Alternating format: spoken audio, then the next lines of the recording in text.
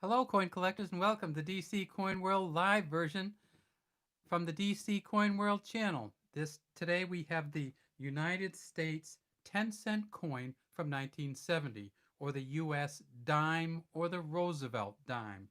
Now, a lot of people have these Roosevelt dimes, and a lot of people know that there are some Roosevelt dimes that are called the no S dimes that are worth about $1,000, somewhere between $700 and $1,000 from 1970. Well, the question a lot of people ask is, do I have one of these no S dimes? And the answer, which I'm going to give you unequivocally right now, is no, you don't.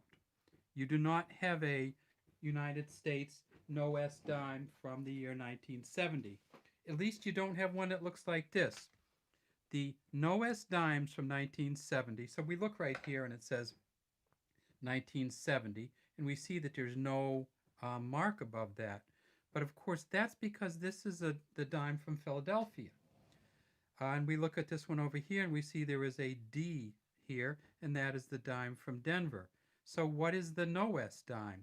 Well, in 1970, the San Francisco Mint, which produces proof coins only, in 1970 produced about 2,000 proof coins that they forgot to put the S on, hence the no S dime. Now, the no S dime came in other years too. It came in the year 1968, 1970, 1975, and 1983.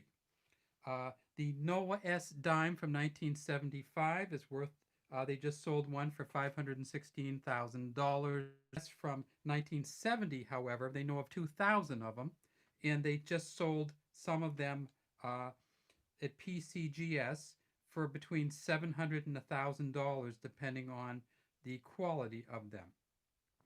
And one did sell in 2018, a really nice quality one for $1,300. So you probably don't have the No S dime.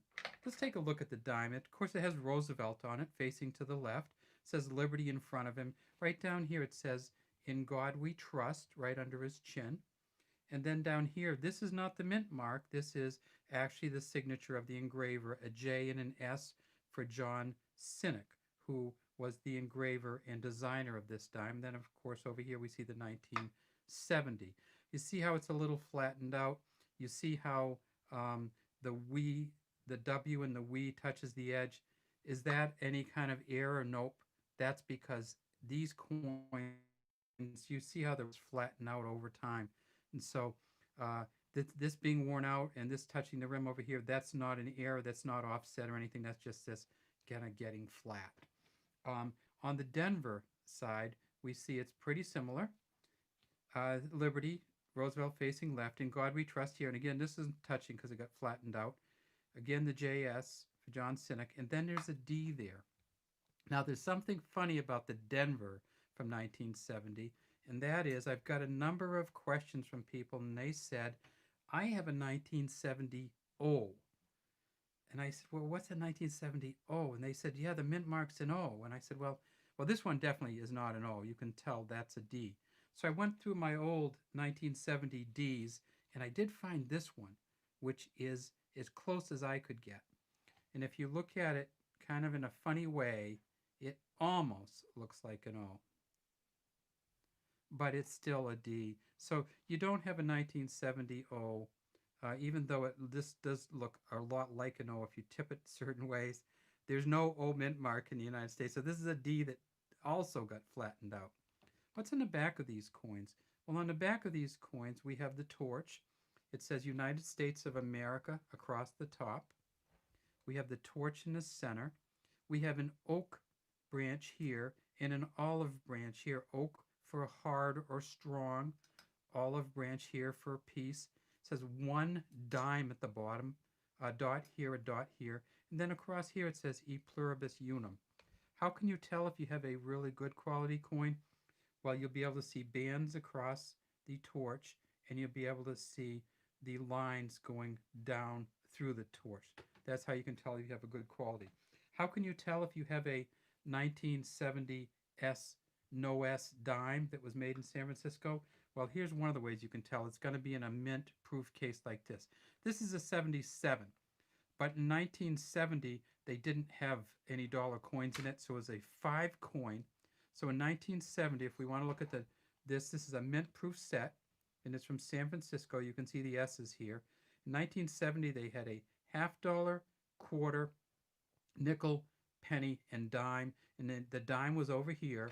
And if you blew up the 1970 dime, you looked above it, and there was no S there, and it was in a case like this, then you knew you had the 1970 S.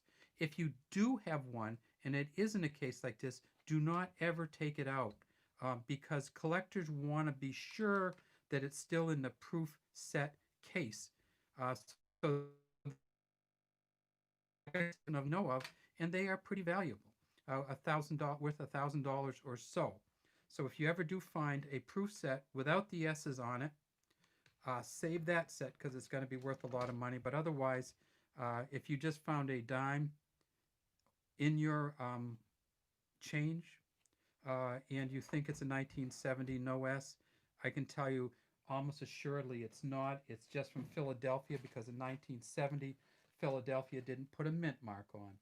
How many coins were made in 1970? Well, a bunch.